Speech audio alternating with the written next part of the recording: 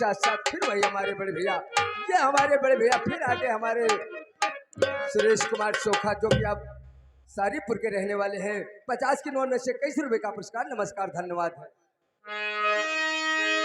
ओ मेरे